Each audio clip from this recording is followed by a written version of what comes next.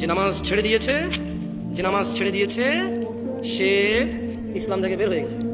আর যে নামাজ ছাড়েনি, শত অন্যায় অবিচার পাপ থাকবে, আল্লাহর সাথে তার সাথে ক্ষমা চাইবে, আল্লাহ মাফ করবে, আর করবে না, প্রতিশ্রুতি দেবে, আবার মানুষ হিসেবে দুর্বল হয়ে যাবে, আবার আল্লাহর কাছে মাফ চাইবে, লজ্জা পাবে না, আল্লাহ আবার মাফ করবে।